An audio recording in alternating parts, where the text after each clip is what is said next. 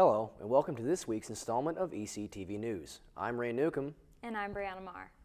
Need help improving your MLA writing style? Endicott is offering an MLA writing seminar here at the Daniel Hale Library from 7 to 8 p.m. this Thursday. Also, this Thursday, Endicott's Pub at the Grove is reopening. Come by at 9 for a good time. Treat yourself to a magical evening this Friday as magician Jeff Kaler will be wowing audiences in Endicott's Wax Auditorium. Endicott's annual Ride for the Troops is this Saturday from 9 a.m. to 11 a.m. Come show your support for those who have served. Do you want to explore Boston on a budget? Well, you're in luck. There will be a free bus to Boston leaving at noon this Saturday and returning at 8 that night. You can sign up for this trip at the booth in Lower Callahan. Now let's take it to Matt Layton with an interview about the Endicott Observer. Right now I'm joined by Michaela Paddock from the Endicott Observer. Michaela, thanks for being here. No problem. Can you tell us what the Endicott Observer is? Sure. The Endicott Observer is the paper here on campus. It comes out every other week on Tuesdays. We meet every other week on Tuesdays as well if anyone's interested in joining and writing for us. We cover all the news and happenings that's going around on campus, sports. We have a creative writing section, music column, and a fashion column as well. What is your role with the Observer? I'm actually the sports editor this year, so any sports writers, they would hand in their articles to me. I assign them stories to write for, and then it just goes to the editor-in-chief and it ends up in the paper. Why did you join the Observer? I joined the Observer last year as a sports writer because I'm interested in sports journalism. And then I just worked my way up, and at Endicott it's really easy to get involved, so I was able to apply for sports editor this year, and now that's what I'm doing. Can you tell us what is coming up in this week's edition of the Observer? Yes. We have a story on the Callahan, because everyone knows that the Callahan was just rebuilt. And then we have, from last week, the 9/11 memorial ceremonies. We have someone writing a story on that as well. We have a new creative writer that has about, I think, 2 or 3 stories in this paper. A girl from Seattle is actually running a fashion column this year, so there will be a piece from her in this one. And for sports, we're trying to get less recaps in the paper and more personal stories about the athletes and the coaches. So this week we introduce a new coach for women's lacrosse. And we also talk about a player from last year on the baseball team that got drafted into the MLB. Awesome. So if anyone is interested in joining the Observer, how do they do so? You can just send an email to the Endicott paper, or you can just show up to a meeting. We meet in the Lower Callahan on every other Tuesday. All right. At 7 o'clock. All right, excellent. Thank you, Michaela. No problem. Back to you guys. Great interview, Matt. From 8 to noon on Sunday, Endicott will be joining the fight against Alzheimer's with their annual Walk to End Alzheimer's. Sign-ups are online. Come fulfill your sweet tooth this Sunday at the Candy Bar in Lower Callahan. Now let's take a look at your weather. Take it away, Erica Berman. Welcome back, girls. This is your weekend weather. School may have started, but the summer weather isn't completely gone by. On Thursday, you can expect it to be mostly sunny, a high of 72, and a low of 45, bringing in the fall weather to Friday. Though mostly sunny, it'll only reach about 60 and have a low of 50. Saturday will have a cool morning, but will warm right up to a high of 71 with a low of 61. You can expect it to be mostly sunny with just patches of clouds. Sunday, the clouds come rolling in, but it will have a high of 80, and those clouds will keep it feeling a few degrees cooler, and it'll get down to 62 at night. So enjoy the weather while it lasts. Thank you. And thank you, Erica. Welcome to this week's segment of Too Glam to Give a Damn. I'm Christina. And I'm Nicole. Let's take a look at what's hot in Hollywood. Listen up, ladies. Ryan Gosling is off the market and is now a baby daddy. Eva Mendes and Ryan gave birth to a baby girl on Friday, September 12th. It's not a surprise that pictures of the baby girl haven't been released yet, since the couple kept the baby news private for a while. They didn't inform anyone of the baby until a week after she was born.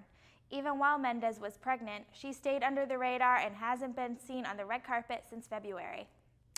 Urban Outfitters sparked a controversy this week when they mocked the 1970 Kent State Massacre with a blood-stained sweatshirt.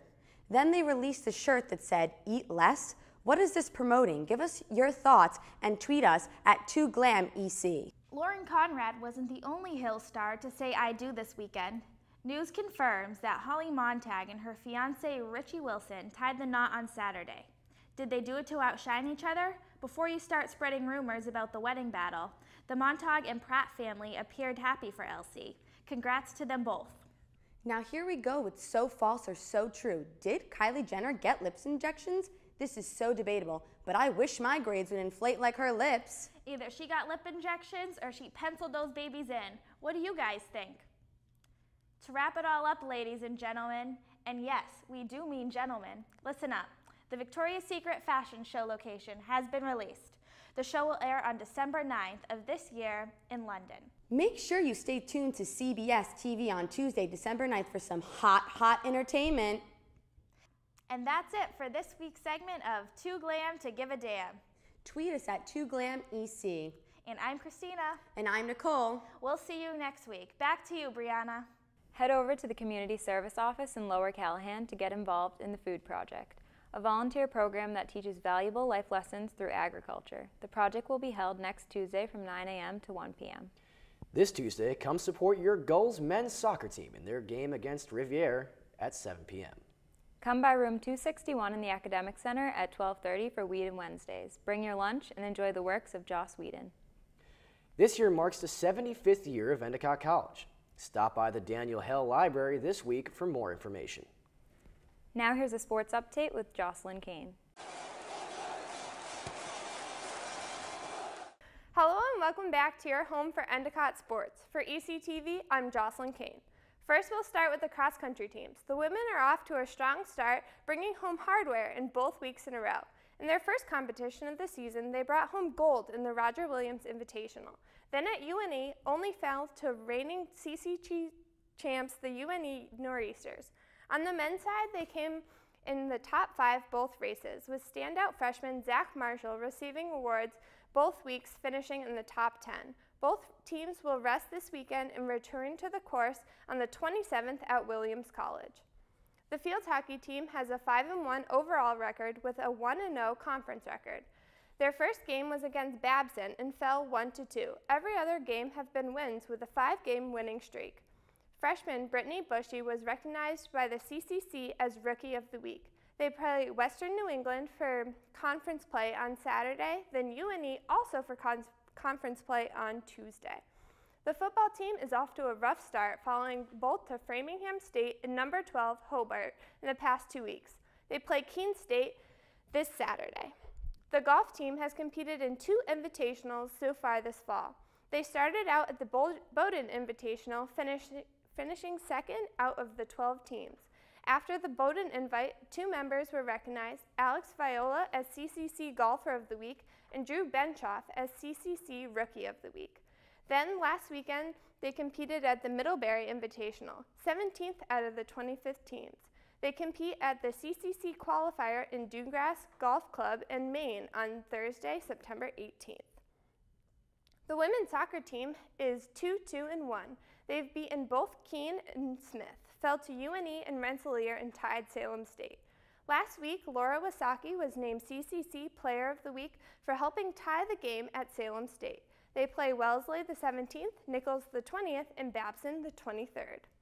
On the men's side, they are 2-3, falling to Skidmore and Bowdoin, then rising up against UNE, St. Joseph's, and Salem State in the past 2 weeks. They play Nichols in CCC play on the 19th and Riviere on Tuesday.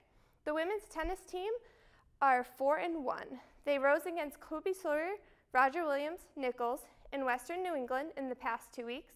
Upcoming, they have a packed schedule and will play Gordon on the 17th, Salem State on the 18th, Wentworth on the 20th, and Babson on the 21st.